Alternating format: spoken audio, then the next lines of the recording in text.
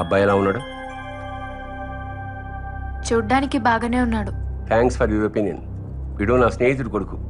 ఈ మధ్య తెలిసింది వీడికి ఇంకా పెళ్లి కాలేదని. డాడీ 2 ఏళ్ల నుంచి పెళ్లి గురించి మాట్లాడుతుంటే ఏదో కారణం చెప్పి అవాయిడ్ చేస్తున్నావు. ఈ మ్యాచ్ ఫిక్స్ చేసేసాను. నా ఒపీనియన్ అక్కర్లేదా? నీ కాళ్ళ మీద నువ్వు నిలబడేంత వరకు నో కమిట్మెంట్స్, అంతే కదా? Same old opinion. Yes, just 1 or 2 months లో జాబ్ లో సెటిల్ అవుతాను. ఆ తర్వాత daddy 3 months, only 3 months time ఇస్తున్నాను. 91st డే ఆ అబ్బాయితో నీ పెళ్లి.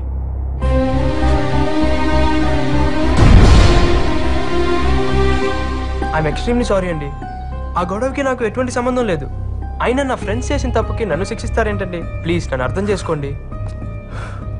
అయినా మిమ్మల్ని ప్రేమించి నేను గొడవ ఎందుకు చేస్తాను?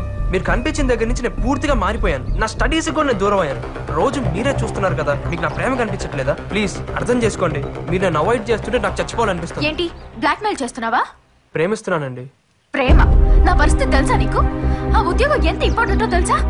చాలా కష్టపడి ఇంటర్వ్యూ వరకు వస్తే మొత్తం నాశనం చేశాం. అది కాదండి.